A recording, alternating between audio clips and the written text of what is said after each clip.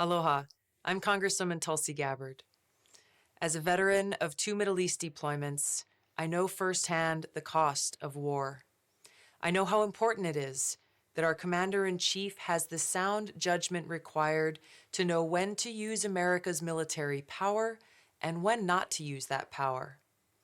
As a Vice Chair of the DNC, I'm required to stay neutral in Democratic primaries, but I cannot remain neutral any longer. The stakes are just too high. That's why today I'm endorsing Senator Bernie Sanders to be our next President and Commander-in-Chief of the United States.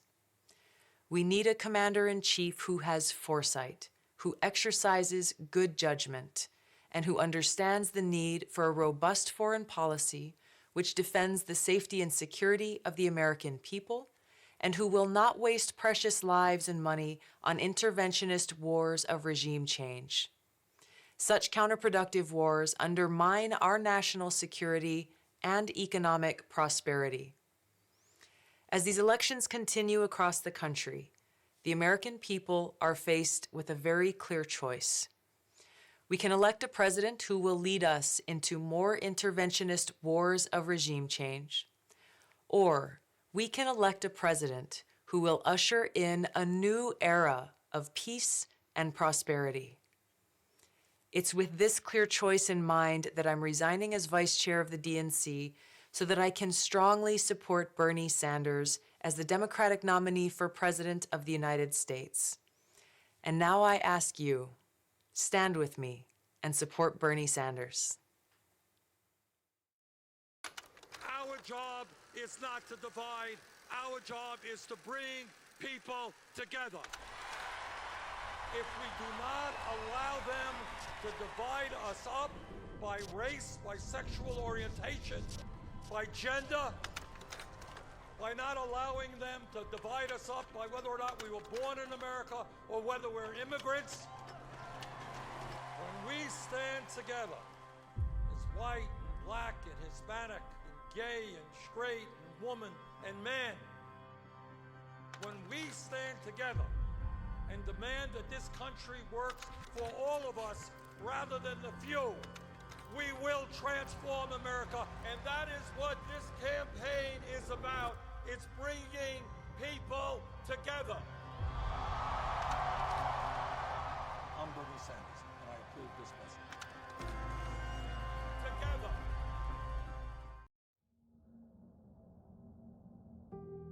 Going back to the old neighborhood can be hard sometimes.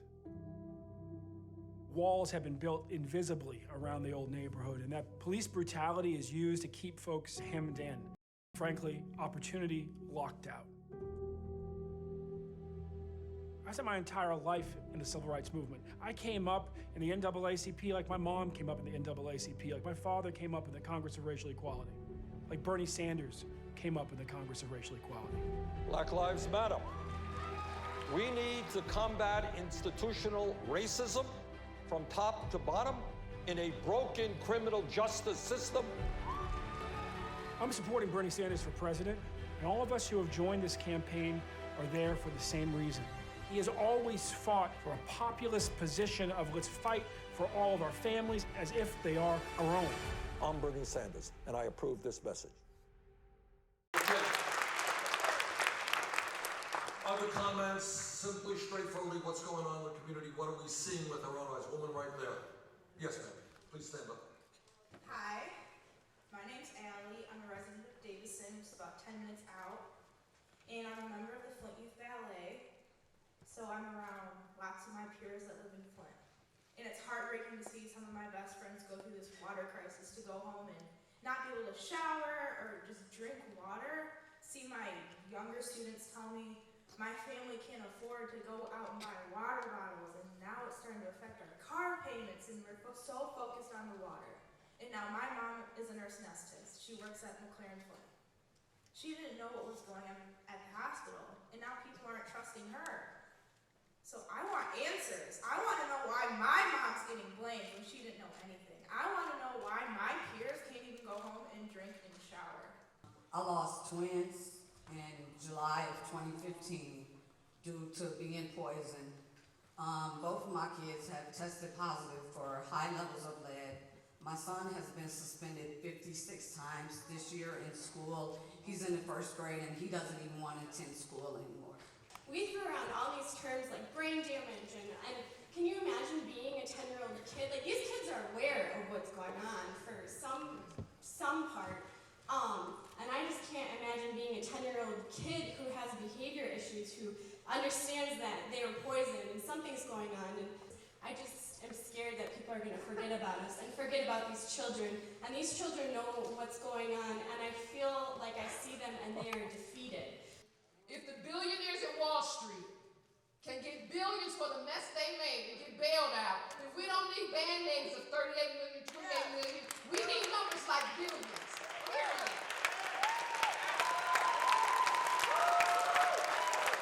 Hi, thanks for coming.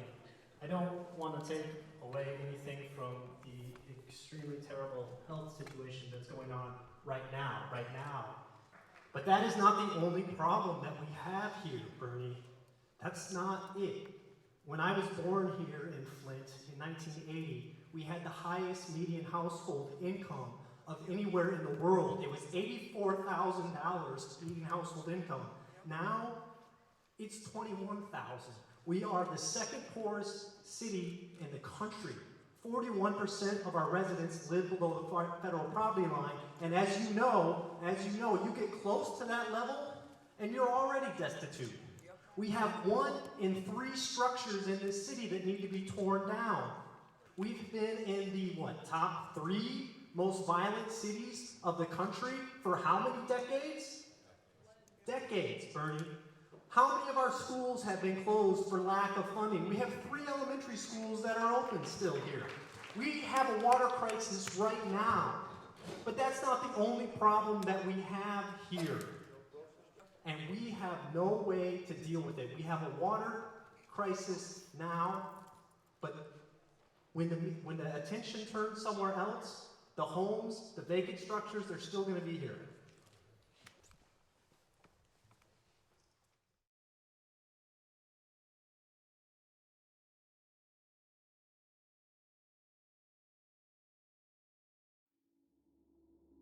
This is everything that I have, my family.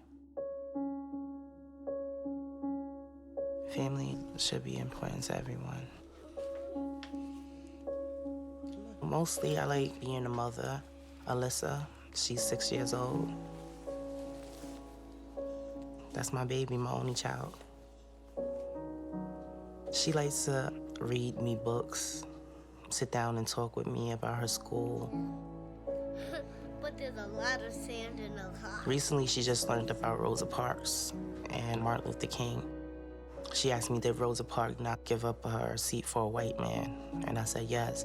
She said, but those in the old days, right, Mommy? And I had to explain to her that it's not really over. This is what Mommy is. I'm an activist. And the same thing Martin Luther King was. He fought for our rights. This is the same thing I'm doing in honor of her pop-pop.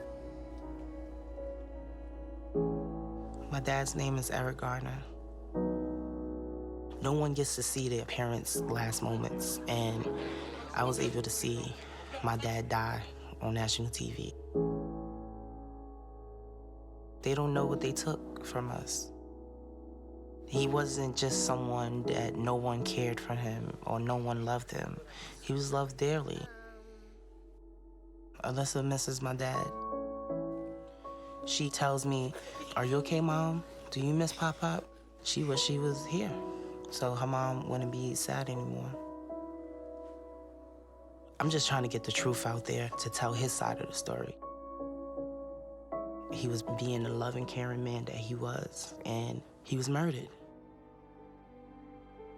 Every Tuesday. For a whole year, I've protested it every Tuesday and Thursday. I feel like a representative for people throughout this whole nation because I'm doing this, I'm speaking out, me being his daughter.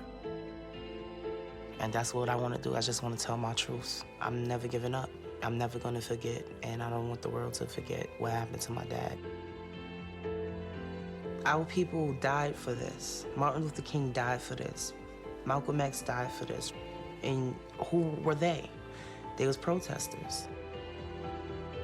I'm behind anyone who's gonna listen and speak up for us. And I think we need to believe in a leader like Bernie Sanders. It is not acceptable to me that we have seen young black men walk down streets in this country, be beaten and be killed unjustly. There's no other person that's speaking about this. People are dying. This is real. This is not TV. We need a president that's going to talk about it. The African American community knows that on any given day, some innocent person like Sandra Bland can get into a car, and then 3 days later, she's going to end up dead in jail. I believe Bernie Sanders is a protester. When a police officer breaks the law, that officer must be held accountable. He's not scared to go up against the criminal justice system. He's not scared. I want to see an America where when young black men walk down the street, they will not be harassed by police officers. They will not be killed. They will not be shot. And that's why I'm from Bernie.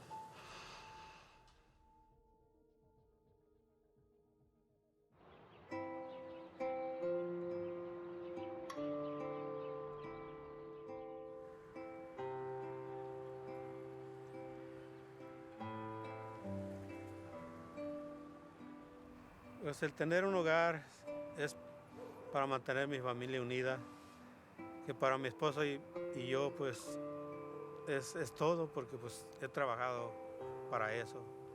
We felt secure. We had a sense of owning something, having the part of the American dream. Our home meant everything to us. It was our savings. It was our children's future. Millions of homeowners losing their property, their marriage destroyed, breaking families. Enough is enough. Yo estoy apoyando la campaña de Bernie Sanders porque pues como no solo yo, sino que más personas como yo que hemos perdido las propiedades. I believe in Bernie Sanders because he believes in us. Soy Bernie Sanders y apruebo este mensaje. Oh, what a wonderful evening. How many saw the debate and know that Brother Bernie won? He won, he won, he told the truth. We want to let the world know that we're not just on the move, we're going to win this thing. Oh, yes. Oh, yes. No, I know. I was just sitting there. I was so proud of my dear brother. Tell the truth about Wall Street. Tell the truth about the disappearing middle class. Tell the truth about poor folk straightening their backs up. Tell the truth about the criminal justice system. Tell the truth about institutional racism. He also knows he tells the truth about patriarchy. He tells the truth about homophobia. That's our brother Bernie.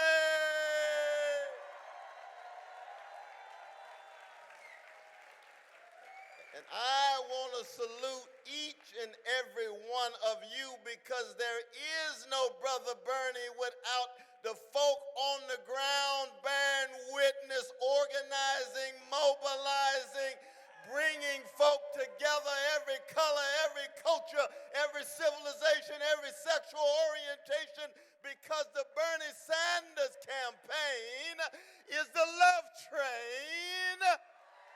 Oh, yes, it is. And Brother Bernie knows justice is what love looks like in public. He's a crusader for justice. And he also knows that tenderness is what love feels like in private. And that's why he means so much to me. Not because he's perfect, not because he's pure. He is the greatest public exemplar of integrity, honesty, and decency in public life. Let's just tell the truth about it.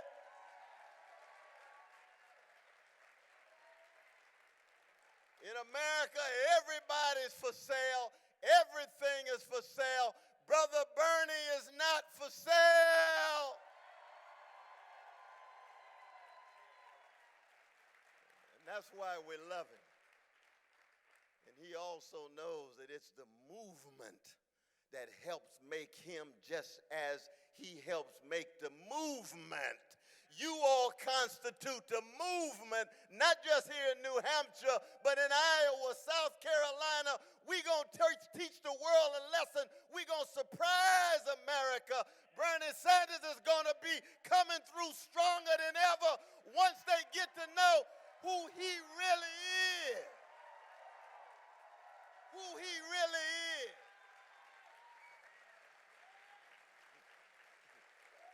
Yes, indeed. And I'm just glad that he comes from the greatest borough in the world, Brooklyn.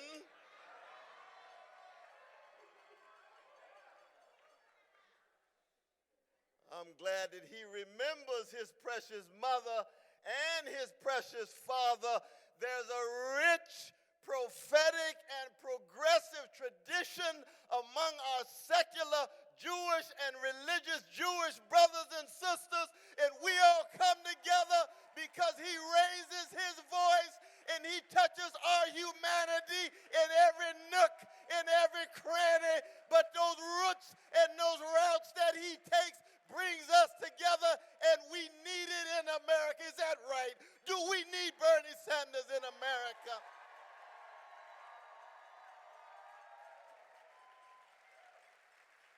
Do we need the Sanders campaign in America? We need it because he stands for unarmed truth, and the condition of truth is always to allow suffering to speak. And he stands for an unapologetic love and an unapologetic compassion. It has become countercultural in market-driven America to have compassion for the least of these. Amos is no joke. Let justice roll down like waters and righteousness like a mighty stream. That's what we're talking about. That's our brother Bernie Sanders. And the establishment in both parties are in trouble. The establishment in the right-wing, cold-hearted, mean-spirited Republican Party is in trouble, and they're having a nervous breakdown over there. But oh, lo and behold, the establishment in the Democratic Party is in trouble, and they don't know what to do with the Sanders campaign, but we gonna tell them what to do. Oh, we gonna tell them what to do.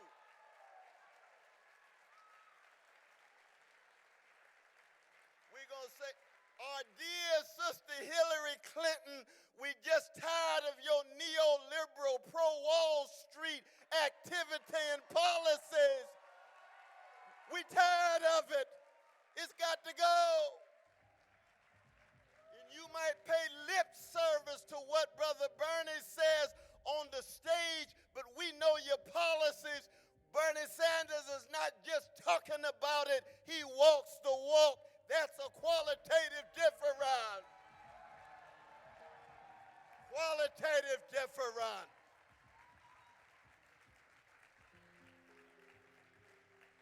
We don't say this out of, oh, there he is. That's what I'm talking, he's the one I'm talking about. Bernie Sanders in the house. Integrity, decency, Bernie Sanders.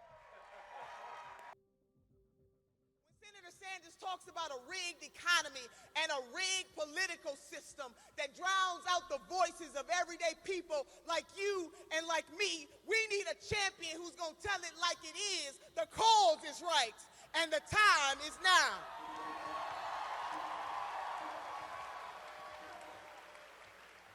Senator Sanders is not progressive when it's convenient. Can I get an amen? The cause is right, and the time is now. Senator Sanders does have a plan to lift everybody in this country, and he fully understands. Sisters and brothers, I've traveled all over this country, both for the senator and with the senator, and I can tell you when he was in Baltimore with Dr. Jamal Bryant and walking those streets in the African-American community to see where the tragedy happened against Brother Freddie Gray, Senator Sanders didn't shrink from that. People were lining up, everyday people saying to Senator Sanders, we need jobs, we believe in you, thank you for making this run. And during that meeting with the African-American ministers, they were talking about not only the fact that black lives matter, but black prosperity matters, black uplift matters. The cause is right, and the time is now. Senator Sanders stood up when he didn't have to stand up as a young man. The way to define the character of a person is what they do when the cameras are not on, what they do when they don't benefit from it personally. He is a champion for civil rights and social justice in this country. The time is right and the cause is now.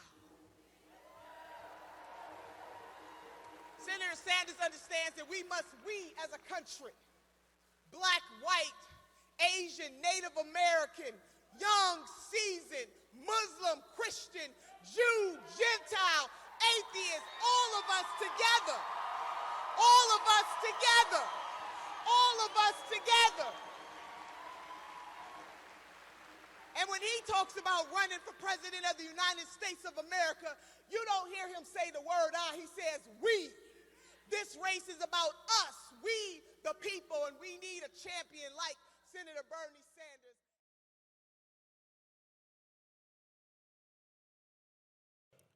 In his State of the Union speech, the president talked about, quote unquote, middle-class economics, and that is an excellent way to put it. It's a powerful reminder of what drives growth and prosperity. And when you understand it, you understand why our economy cannot function when those at the very top are pocketing 100% of the income gains. Let me repeat that. The top 1% is not getting 50% of all new income, not getting 80% of all new income. They are getting 100% of all new income. Our most important job creator, the vast middle class, is disappearing. Squeezed by decades of rising costs and stagnant incomes, they just can't do it. When those at the very top take more and more of the gains, our job creators, i.e. the middle class, get squeezed. Debt becomes a substitute for income, and the economy becomes even more fragile.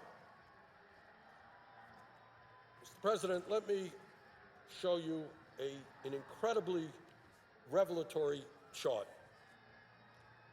And this chart talks about distribution of average income growth during expansions and what the bottom 90% received versus what the top 10% of families received. And we go back from the period of 49 to 53, 54 to 57, 58 to 60, 61 to 69, 70 to 73, 75 to 79, 82 to 90, 91 to 2000, 2001 to 2007, 2009 to 2012. That's the last information we have. And what this chart shows is that in the last 3 decades after World War II, the vast majority of Americans did well when the economy did well. This is the percentage of new income that went to the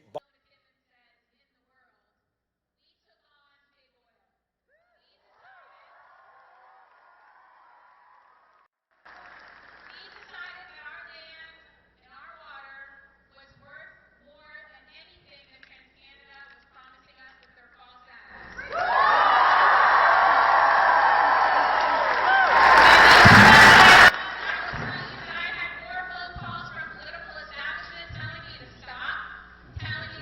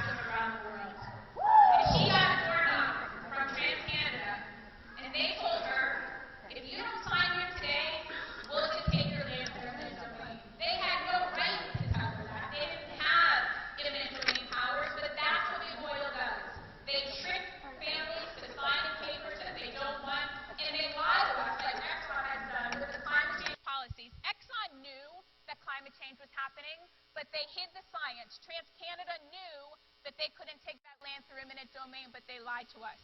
And Bernie Sanders is the type of person that is finally going to put an end to this madness.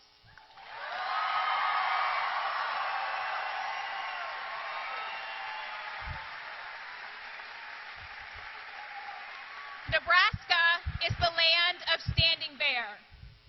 Standing Bear was the chief of the Ponca tribe who was forced off his homeland, but he came back to bury his son and stood in the courts to finally have our government recognize him as a human being. Nebraska is the land of Willa Cather, an author who taught us to protect the prairie and to honor the spirit of the homesteaders and the pioneers. Nebraska is the land of Malcolm X, born in Omaha, and who shook up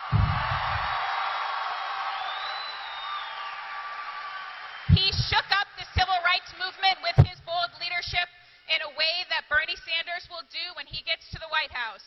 And we are the land of pipeline fighters who looked at big oil in the eye and said no. And so from day one, Bernie Sanders stood with us. From day one, he stood with us and looked at big oil in the eye and said no. He joined us in saying no, not in our land, not in our water, not in our country. Welcome to the stage, the next President of the United States, Bernie Sanders.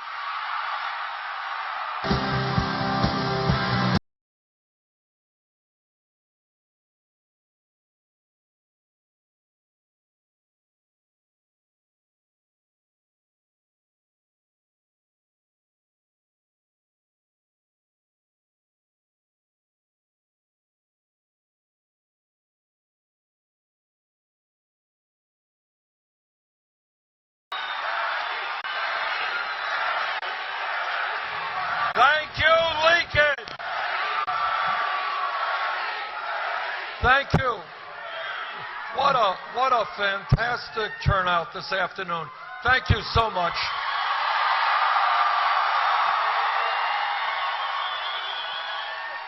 And one of the reasons we're starting a little late is we had some 1,500 people outside who couldn't get inside. And I wanted to say a few words to them.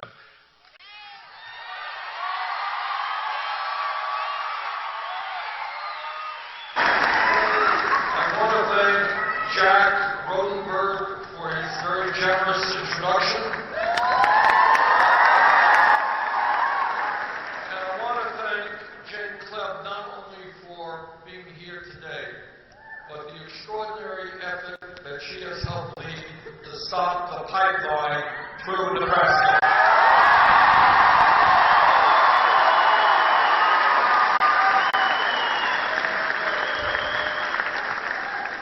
There is a candidate out there running for the Democratic nomination who was a little bit wobbly about the Keystone Pipeline. I won't tell you who it is, I don't want to do that. But she's eventually opposed it, that's good. But she supports fracking, takes money from the fossil fuel industry. And in terms of climate change, we've got to make a pretty simple decision. And number one, do we listen to the scientists or do we listen to the politicians?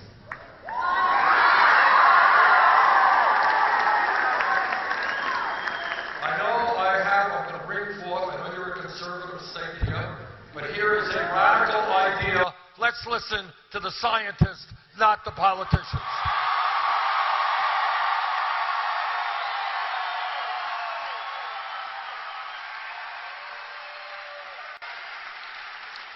And this, my friends, is very serious business. I am a member, proudly, of the Senate Committee on the Environment, the Senate Committee on Energy, two separate committees.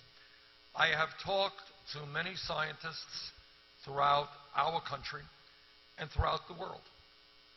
And the conclusion, almost unanimously, of the scientists who have studied this issue is that climate change is real. It is caused by human activity. It is already doing devastating harm to this country and to many parts of the world. That's the fact. That is the fact. Now, you can ignore science, you can bury your head under a pillow, but that is not going to change reality. Reasonably The short. reality that the scientific community is telling us is that if we do not get our act together in a reasonably short period of time, the problems we have today will become much, much worse in the future. And what they say is that our planet, Earth, the only planet we have, will be between 5 and 10 degrees Fahrenheit warmer by the end of this century if we do not boldly go forward and transform our energy system away from fossil fuel to energy efficiency and sustainable energy.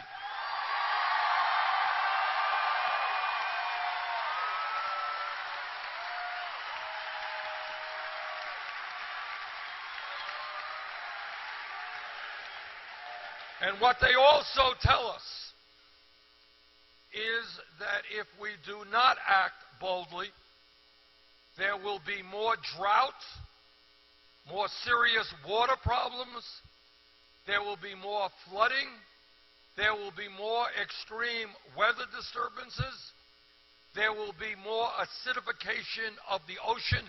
We are doing incredible damage to the oceans around the world. There will be more rising sea levels, flooding coastal communities all over the world. There will be more international conflict as peoples fight over limited natural resources, water and land, to grow their crops. That is the future we are looking at if we do not have the courage to take on the fossil fuel industry and transform our energy system.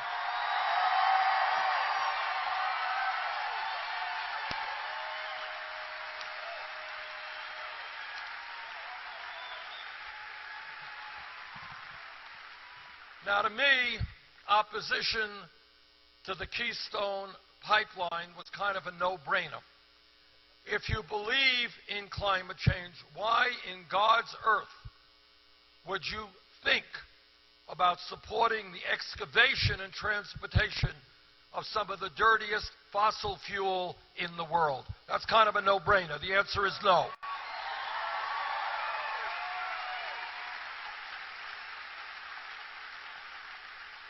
Now, the good news is we know what we have to do.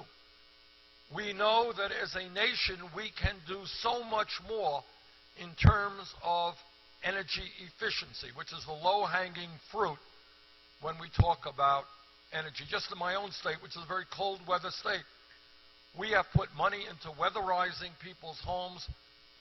Their carbon emission has gone down by 50%.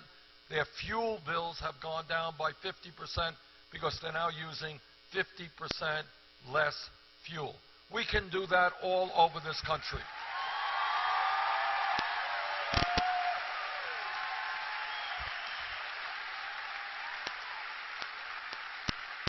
We can do a lot better than having automobiles getting 20, 25 miles per gallon. We can be doing cars to get 50, 100 miles per gallon. We can be moving toward the electrification of our transportation system. We can and should be imposing a tax on carbon.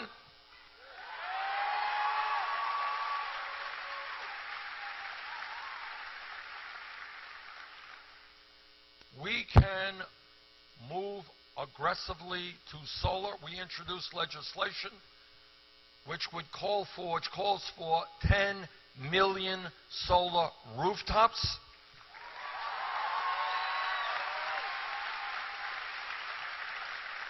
As you all know, the price of solar panels has plummeted in recent years. It is now competitive with other forms of industry.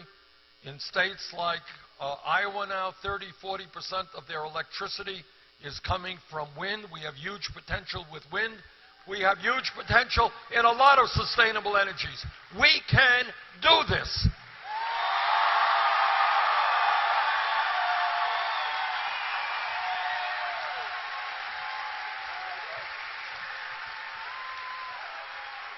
And as technologies develop, we will be in an even stronger position. Our job is, it seems to me, that from a moral perspective, as people who have the moral responsibility to make certain that the planet we leave our children and future generations is one that is healthy and habitable, we've got to reach out to China, Russia, India, and together have the courage to take on the very powerful fossil fuel industry that Jane was just referring to.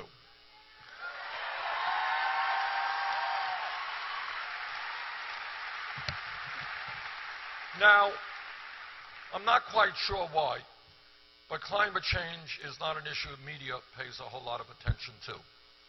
And in fact, a year and a half ago or so, some of us in the Senate sent letters to ABC, NBC, CBS, and CNN. We say, how come you have no scientists on your Sunday shows to talk about climate change? And we got some response, and we made some improvements. But at the end of the day, what is really amazing, and media doesn't talk about this very much, and I want you all to think about it, because it leads to another issue. How does it happen that not one Republican candidate for president understands that climate change is real and that we have to address it? How does that happen? Now, I sit on a number of committees. I'm on 5 committees in the Senate, and I sit alongside of Republicans, and we deal with health care issues, and we have experts coming up dealing with cancer, dealing with Alzheimer's, dealing with diabetes. Republicans ask smart questions. You know, we may disagree on aspects of it, but they're not berating the witnesses, the panelists. They're concerned about cancer. They're concerned about these diseases. But when it comes to climate change and taking on the fossil fuel industry, something very different happens. And in my view, it touches on another enormously important issue, and that is a corrupt campaign finance system.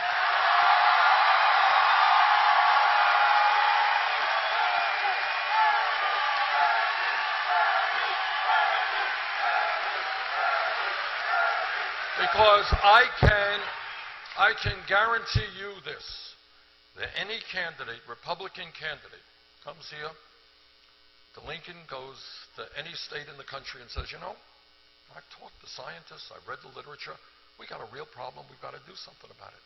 On that day, that Republican candidate would lose his funding from the Koch brothers and from the fossil fuel industry.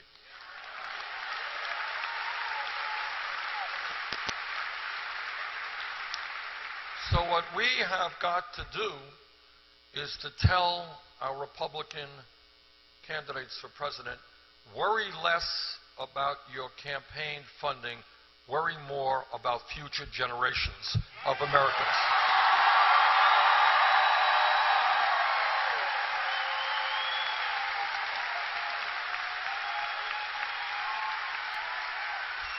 Now, as you all know, President Obama did the right thing. In terms of Keystone, I will go further.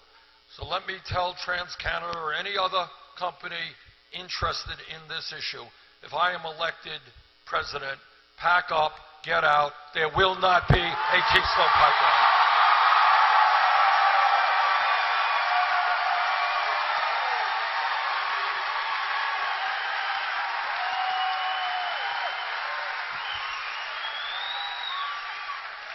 Now, this campaign is about a lot of things.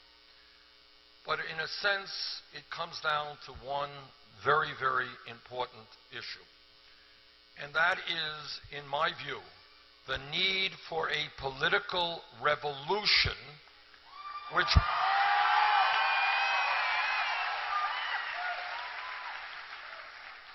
brings millions of people, many of whom have given up on the political process. One of the crises that we face is not only a corrupt campaign finance system in which billionaires buy elections, but also, and part of the fact that millions of Americans are giving up on our democracy. Now, I understand why. Many people in this country are working longer hours for low wages. They can't afford health care. They worry about their kids. They look at Washington and they say, who in Washington worries about me? I'm not going to vote. I'm giving up. But that is the wrong answer. The right answer is that when millions of people stand up and fight back and demand that Washington starts representing working families rather than billionaires, yes, we will have real change in this country.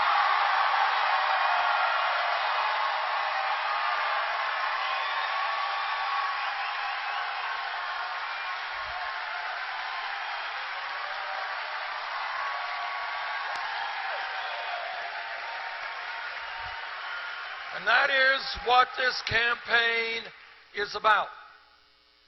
It is about standing up to the fossil fuel industry and transforming our energy system, but it is also about understanding that no president, and I'm the only candidate for president who will tell you this. Some say, vote for me and I'm going to do everything. Nonsense. And I'll tell you why. And the truth is, and sometimes it is important to deal with truth even when it is an unpleasant truth. You can't go forward unless you have the courage to deal with truth and reality. Here is truth and reality. Truth and reality is no president, not Bernie Sanders or anybody else, can do it alone. You know why? Wall Street has incredible power and endless supplies of money. Corporate America has enormous power. They would shut down manufacturing plants in Nebraska or Vermont tomorrow if they can make $5 more by going to China. Corporate media, owned by some of the most powerful institutions in this country, will give you stuff 24 hours a day, 7 days a week, except those issues that are most important to the American working person.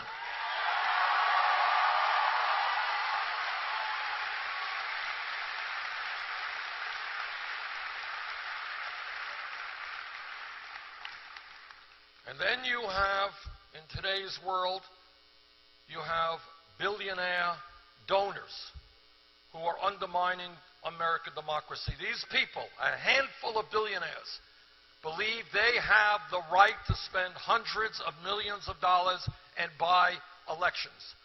And when you have the Koch brothers, the second wealthiest family in this country, and a few of their billionaire friends prepared to spend $900 million in this election cycle, my friends, that is not democracy, that is oligarchy, and we're not going to accept it.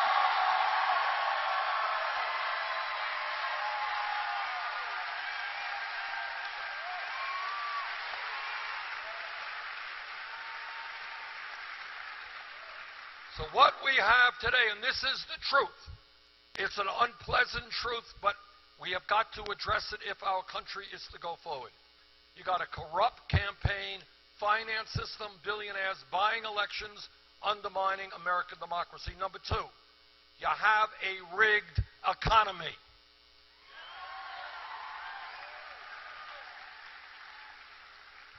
What that means is that throughout America, in my state, your state, all over this country, you got people who are working not just one job, they're working 2 jobs, maybe 3 jobs, trying to cobble together the income and the health care they need to sustain their families. Meanwhile, while the American people today work the longest hours of any people in the industrialized world, Japanese are very hard workers. We work longer hours than the Japanese. 58% of all new income generated today goes to the top 1%. That's a rigged economy. So you guys ready for a radical idea?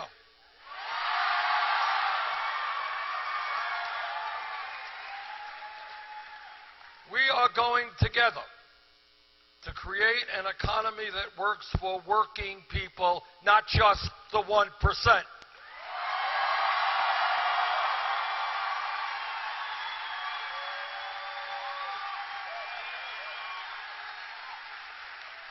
What does that mean? What does that mean? It means that you and I understand that in America, real unemployment is not 5%. That's official unemployment. If you add to that number people who have given up looking for work and people who are working part-time when they want to work full-time, real unemployment is close to 10%.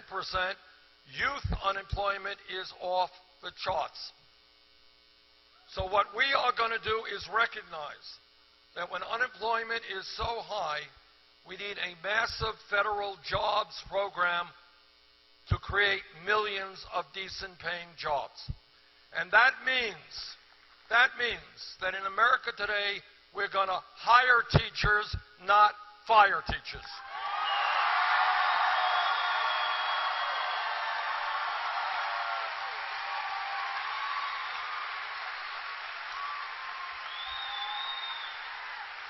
It means that we are going to end the current dysfunctional child care system that we have, hire hundreds of thousands of well-trained educators to take care of the future of America.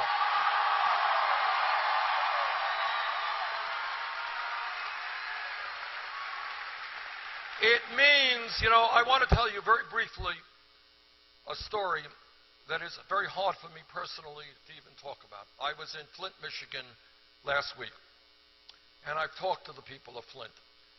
What I heard from them was so horrifying, so painful, about a mother watching her beautiful 9-year-old daughter lose her intellectual capabilities because of brain damage and the poison water she's been drinking over the last couple of years.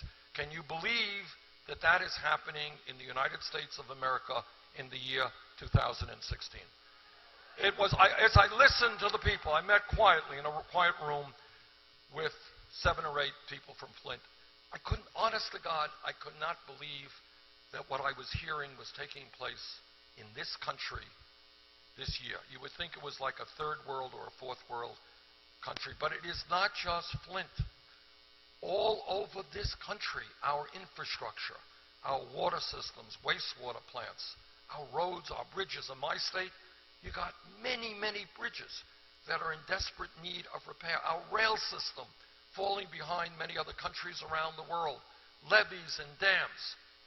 We can create 13 million jobs by rebuilding our crumbling infrastructure, and that is what I intend to do.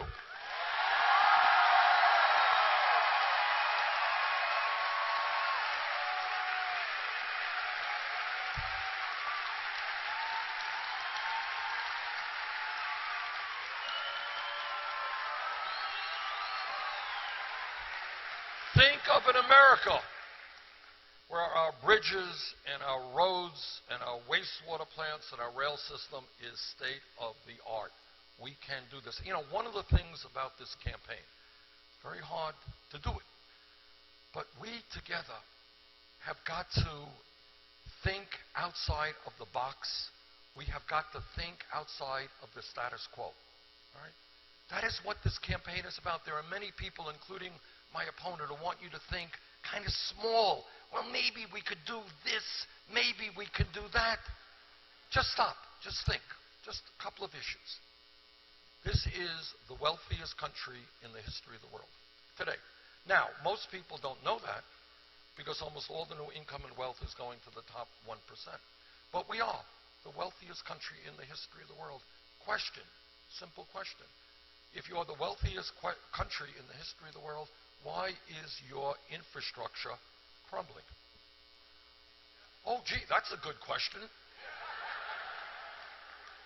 Well, we don't have enough money to invest in our infrastructure, but I thought we were the wealthiest country in the history of the world. Oh, yeah. But, oh, gee, I guess it maybe is that the top 1/10 of 1% now owns almost as much wealth as the bottom 90%. Maybe they don't want to pay their fair share of taxes.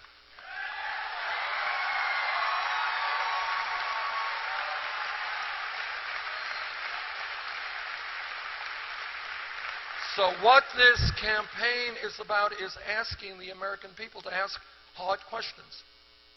If we were a poor country, if we were a struggling, developing country, we would have a certain type of conversation. And we'd say, look, we'd love to do it. We'd like to have a great educational system, a great infrastructure, great healthcare system. We're a poor country. We just can't do that. And we got maybe 20, 50 years we can do it. We are not a poor country. Once again, we are the wealthiest country in the history of the world. There is nothing that we cannot accomplish if we come together and demand that change.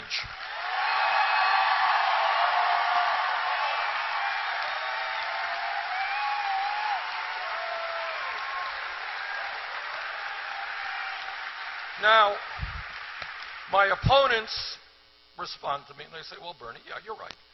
Infrastructure is crumbling. But you want to spend $1 trillion over a 5-year period to rebuild it. You know, $1 trillion even in Washington, that's a lot of money. How are you going to pay for this, Bernie? So let me tell you how we will pay for it. Right now, you have a corrupt tax system. And that means that you have, among many other deficiencies, you have major corporations making billions of dollars a year in profits. Billions of dollars a year in profits, stashing their money, their profits, in the Cayman Islands, Bermuda, and in other tax havens. And at the end of a given year, some of these enormously profitable corporations pay zero in federal income tax, less than you do. That is what large campaign donors and their lobbyists are able to accomplish. Well, I've got news for those large corporations. We are losing $100 billion a year. It's a lot of money because they're stashing their money abroad. We're going to end that loophole. They're going to pay their taxes. We are going to rebuild our infrastructure.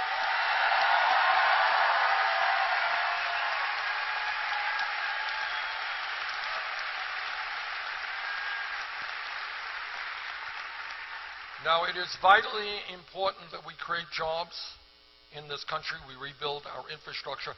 Another issue that we have got to touch on, not unrelated. As I mentioned, real unemployment in this country is close to 10%. Youth unemployment. If kids are white between 17 and 20 in America, graduated high school, real unemployment 33%, Latino 36%, African American 51%. And if anybody in this room thinks there is not a connection between those high rates of youth unemployment and another tragedy in this country, we have more people in jail than any other country on earth.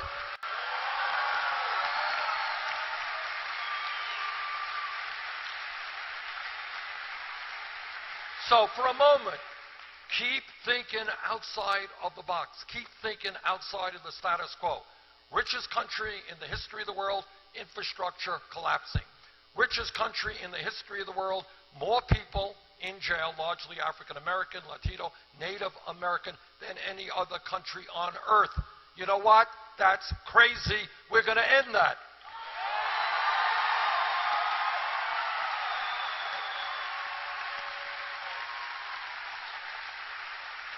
You want to hear crazy? Here's crazy. Crazy is locking up 2.2 million people right now, spending $80 billion a year locking up fellow Americans. Frankly, that is nuts. So here's what I want to do.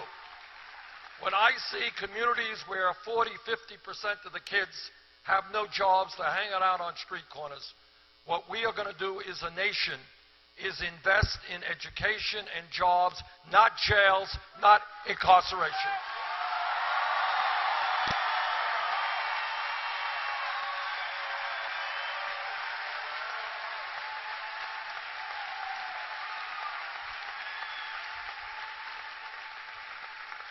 And here is another. You ready for, I know I'm throwing a lot of radical ideas to the conservative state here, but stay with me. We'll get through this.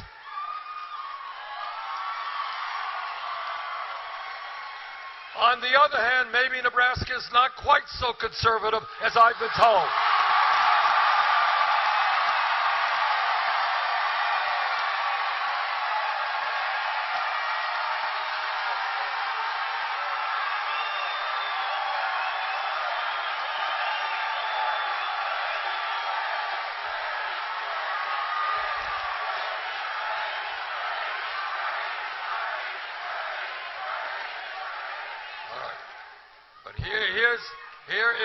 Here is another. Right, you ready for this? I know I'm throwing at these ideas. I don't want people getting strokes and collapsing with all these.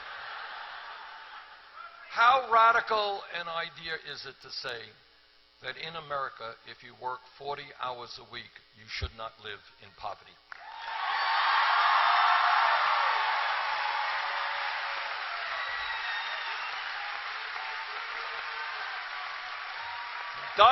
Doesn't seem all that radical to me, and that is why we have got to understand that the federal minimum wage of $7.25 an hour is a starvation wage. It's got to be raised to $15 an hour.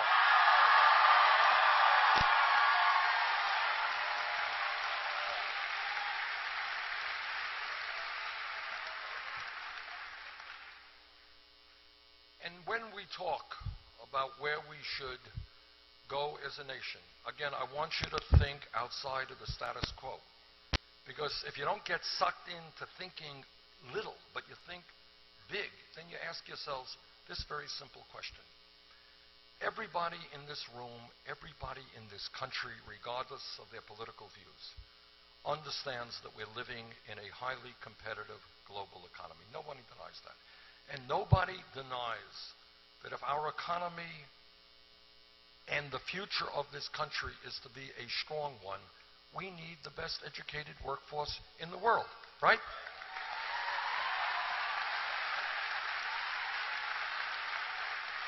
No one disagrees with that. And yet today in America, in my state of Vermont, here in Nebraska, I'm sure, in America, we have hundreds of thousands of bright, qualified young people who cannot afford to get a college education.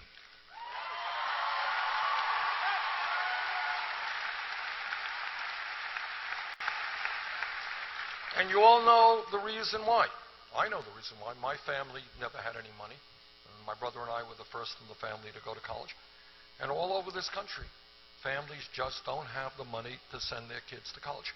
Now, 50 or 60 years ago, as you all know, if you got a high school degree, you were in pretty good shape. Not everybody did. Most people didn't. You were able to go out and get a good job and make it into the middle class. That was 50 or 60 years ago. Today, in many respects, a college degree in a radically changing world with more and more technology, a college degree today is the equivalent of what a high school degree was 50 or 60 years ago.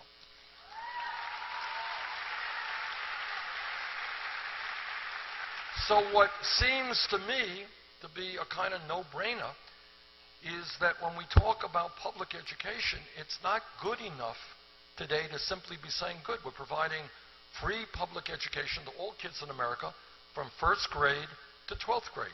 That was great years ago. But in 2016, we have got to expand that concept so that public education in America means free tuition at public colleges and universities.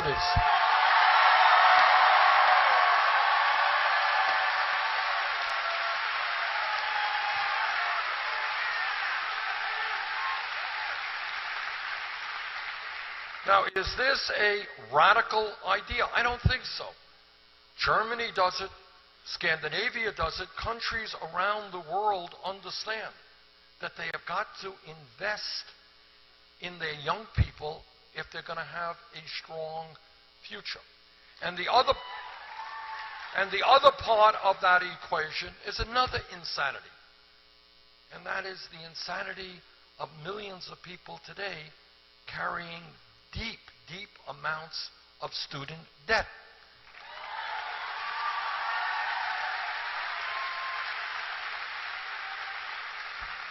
Anybody here with student debt? I rest my case. You know, I've been all over this country, and I hear from people, went to college, they graduated $30,000, $50,000, $60,000 in debt, maybe more. Talk to people who went to medical school, graduated $300,000 in debt. Dental school, $400,000 in debt. Talk to a guy in Nevada, 55 years of age. He's been paying off his student debt for 25 years. He's more in debt today than when he started. Okay, not uncommon. This is not uncommon. So the question, again, thinking outside of the box, is does it make sense in a nation that needs the best intellectual capabilities we can develop? Does it make sense to punish people, force them to pay 10, 20, 25% of their income in student debt repayments for decade after decade? Why are we punishing people for doing the right thing and getting an education? We should reward people, not punish them.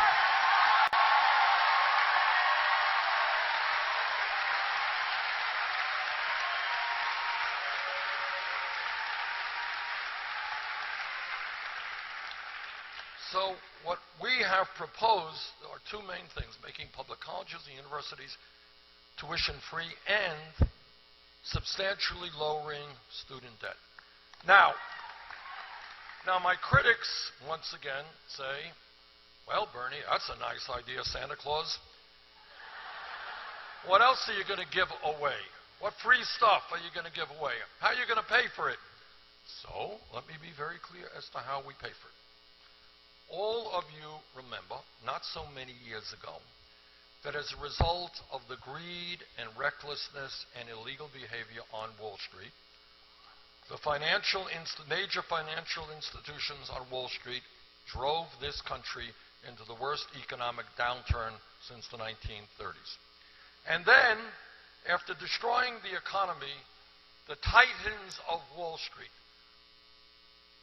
the kings of the universe, the smartest people in the world, they went to Congress and they said, please, please, bail us out. We'll be good boys. Well, I voted against that bailout, but be that as it may.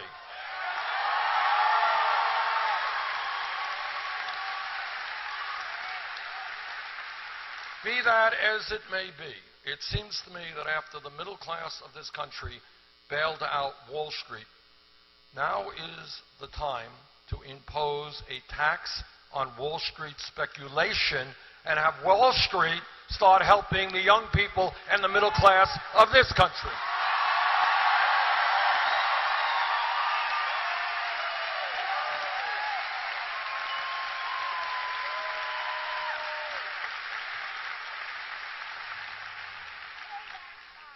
That's right. Now, there's another issue that's out there that, again, is very, very important. And again, I beg of you, think big, not small. Ask yourselves why. If you look all over the world, if you go to the United Kingdom, go to France, go to Germany, go to Scandinavia, go to Holland, go to Italy, go to Canada. I live 50 miles away from the Canadian border. In every one of these countries, in fact, in every major country on earth, health care is a right of all people.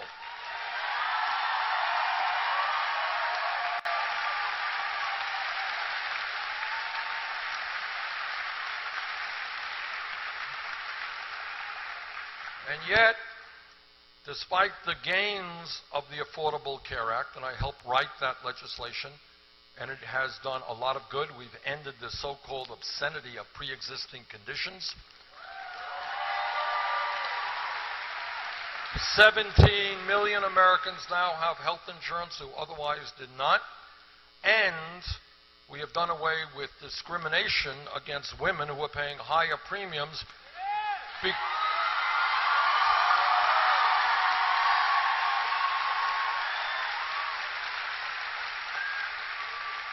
They were paying higher premiums because they were women. Doesn't make a lot of sense to me, all right?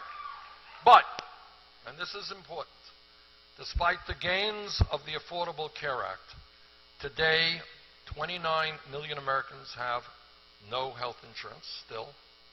Despite the gains of the Affordable Care Act, many of you and millions of other Americans have very high deductibles and co-payments. Is that right?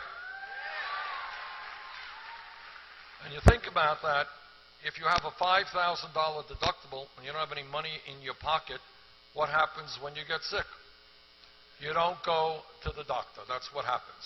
And let me tell you something. Having talked to doctors in Vermont and around this country, this is no secret. Thousands of Americans die each year because they don't go to the doctor when they should. And they walk into the doctor's office, and the doctor said, "Why didn't you come in here earlier? Why didn't you come in when you first saw your symptom, felt your symptom?" And they said, "Well, I didn't have any health insurance, or I couldn't pay for the deductible." Thousands of people die each year. And then on top of all of that, the pharmaceutical industry is ripping off the American people beyond belief.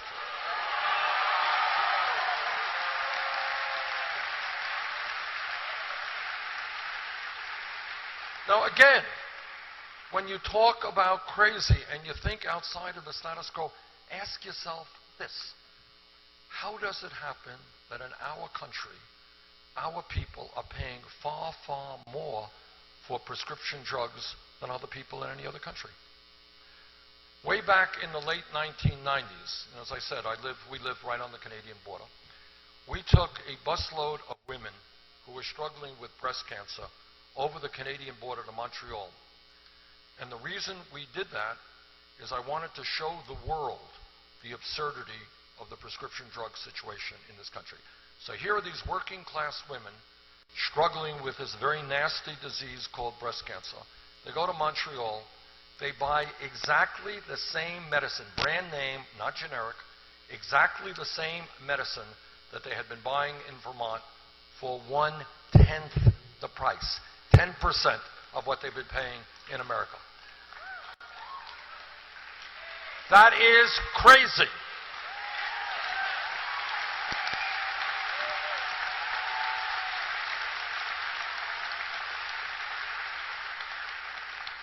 In Congress, we hear from oncologists who tell us that their cancer patients need life-saving medicine.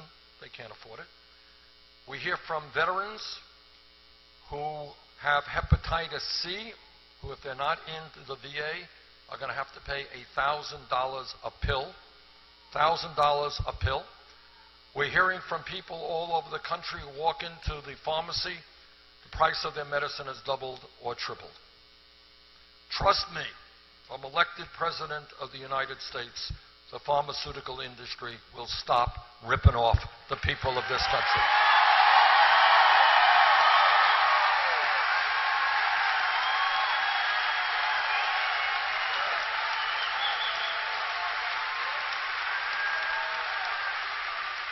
Now, it seems to me, and again, I'm criticized for this, I'm thinking too big, that somehow we in America can't do what every other major country on earth is doing. So not only do we have so many people uninsured or underinsured, turns out we are paying far, far more per capita for health care than other people of any other country. We're paying almost 3 times more than they do in the United Kingdom, 50% more than the French, far more than the Canadians. And they guarantee health care to all of their people. So this is what I believe. I think that in America, we are prepared to stand up to the drug companies and the insurance companies and move forward with a Medicare for all health care system.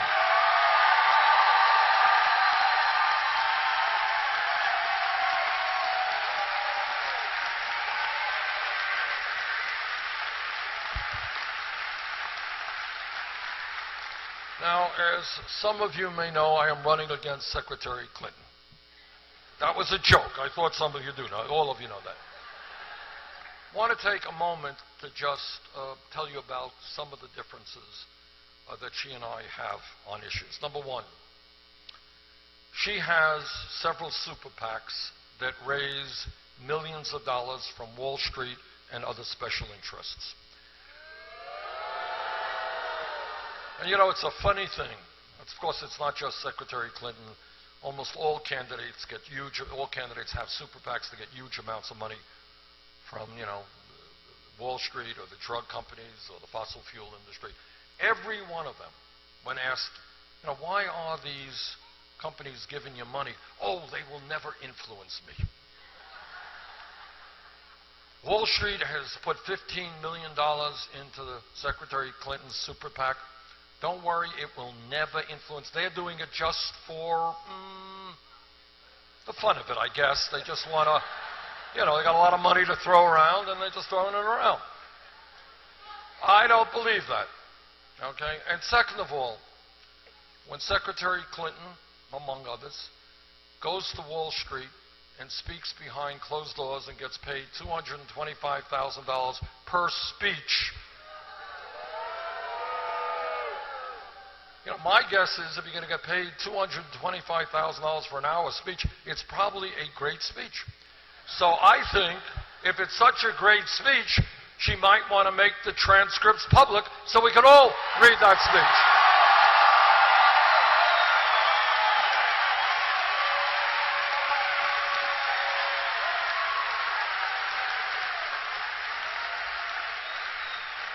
I mean, for $225,000, it must be a super speech.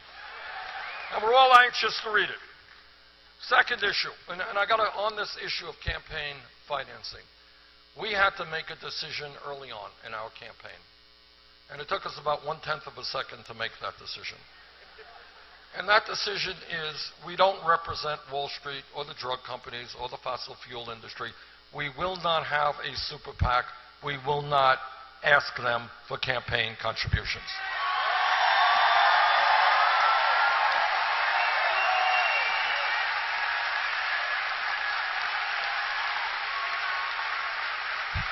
So we did it a different way.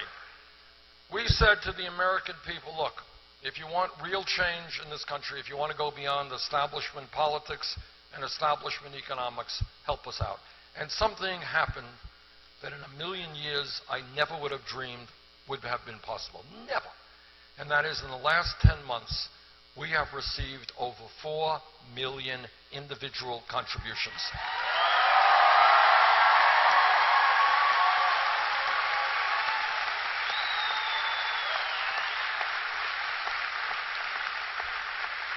And do you know what the average contribution is? I love that. Yep, that's what it is. No money from Wall Street, $27 an average contribution.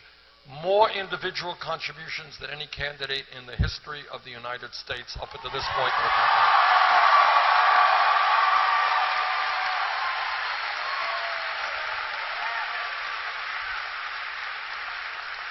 To paraphrase Abraham Lincoln at Gettysburg, this is a campaign of the people, by the people, and for the people.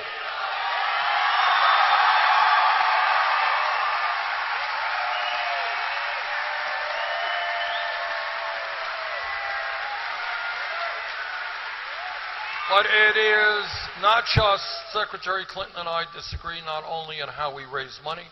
As I mentioned earlier, I opposed the Keystone Pipeline from day one. Took her a long time to do it. I do not believe that fracking is the future of this country.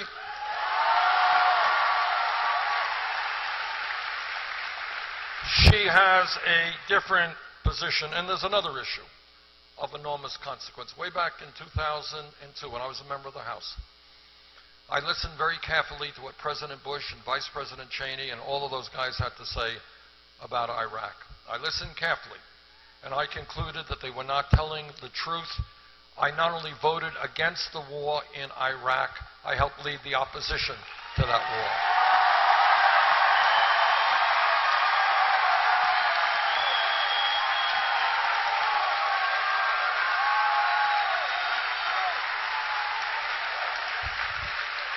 And I will do my best to make certain that our young men and women in the military do not get involved in a never-ending, perpetual war in the Middle East.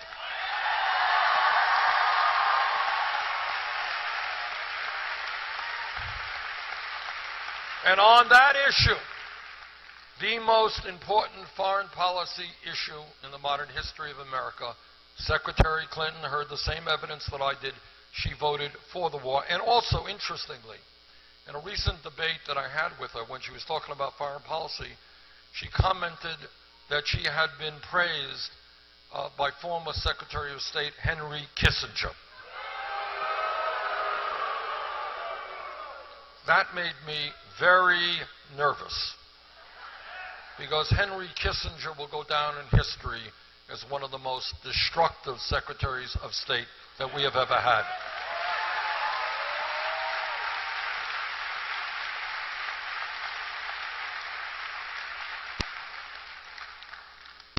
Now, one of the arguments being used against us is, you know, Bernie can't win a general election.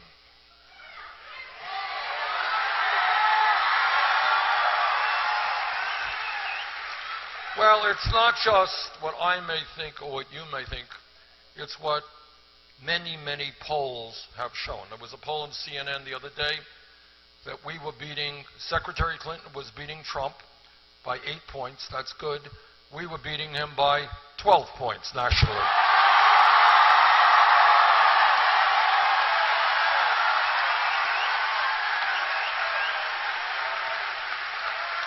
And most of the national polls, not all, but most of the national polls have us defeating Trump, often by big numbers, and doing much better than Hillary Clinton against him.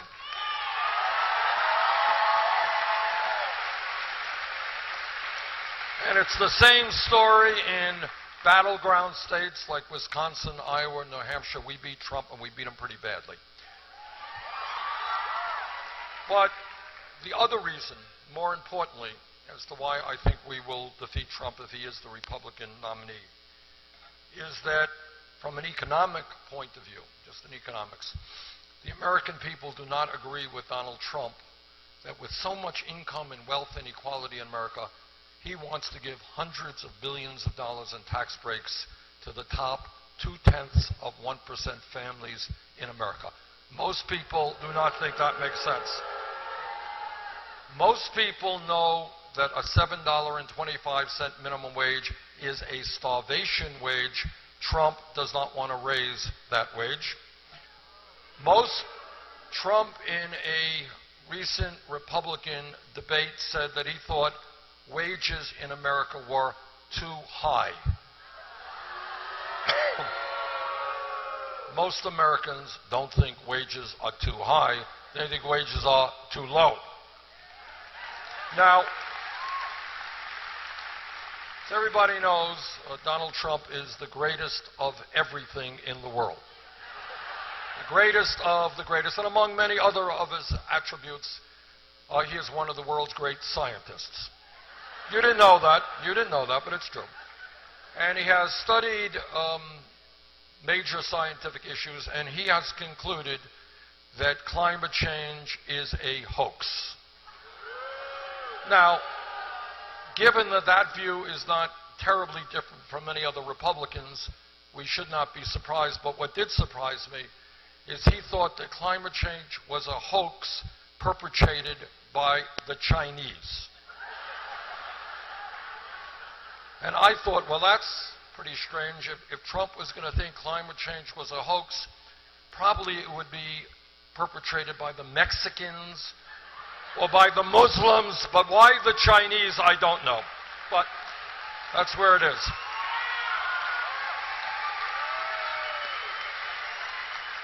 But the main reason I think that we will defeat Trump is because the American people do not want a president who insults Mexicans, Muslims,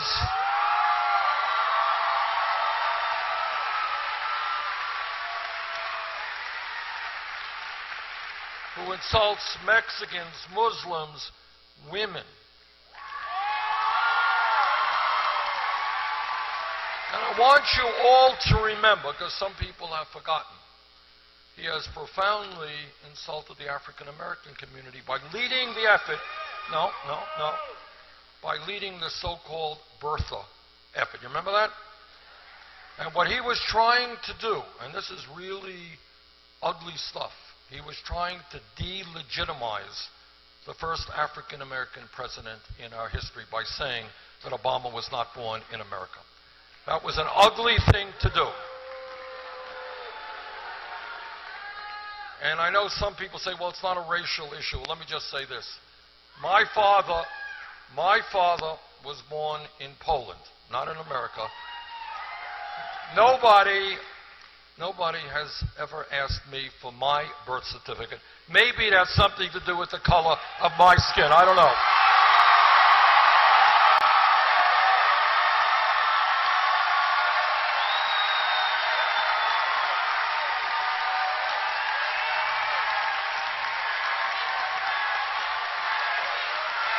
Now,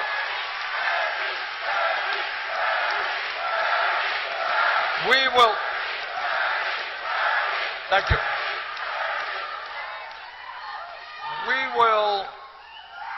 will, and the American people will, defeat Trump because we know that bringing people together trumps divisiveness and dividing people.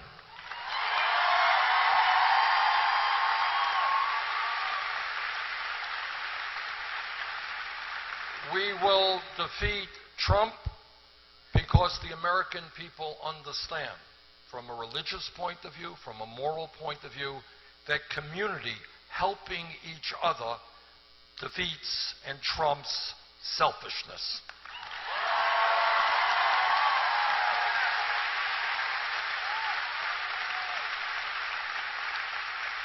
And maybe most profoundly, the American people will defeat Trump because they understand that love trumps hatred.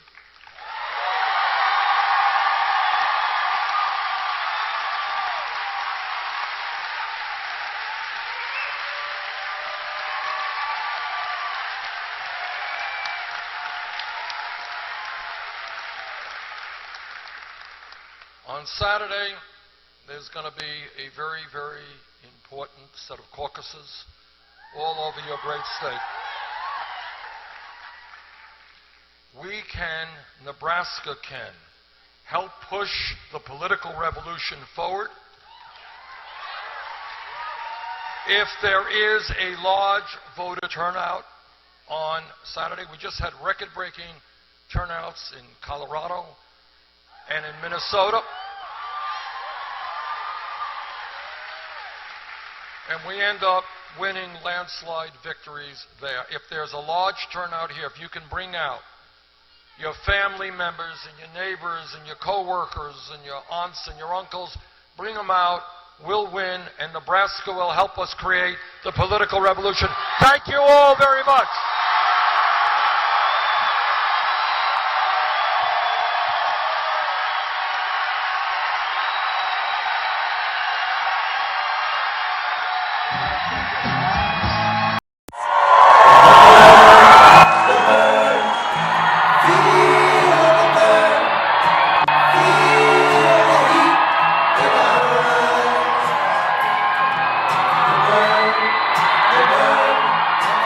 Feel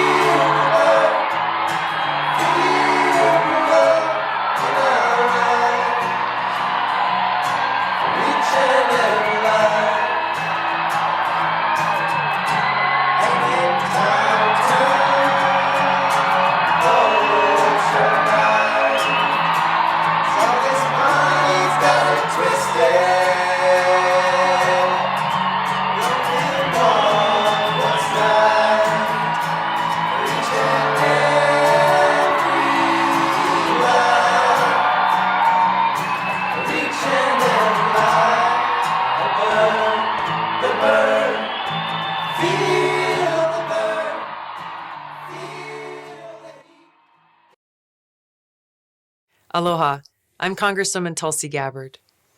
As a veteran of 2 Middle East deployments, I know firsthand the cost of war. I know how important it is that our Commander-in-Chief has the sound judgment required to know when to use America's military power and when not to use that power. As a Vice Chair of the DNC, I'm required to stay neutral in Democratic primaries, but I cannot remain neutral any longer. The stakes are just too high. That's why today I'm endorsing Senator Bernie Sanders to be our next President and Commander-in-Chief of the United States. We need a Commander-in-Chief who has foresight, who exercises good judgment, and who understands the need for a robust foreign policy which defends the safety and security of the American people, and who will not waste precious lives and money on interventionist wars of regime change.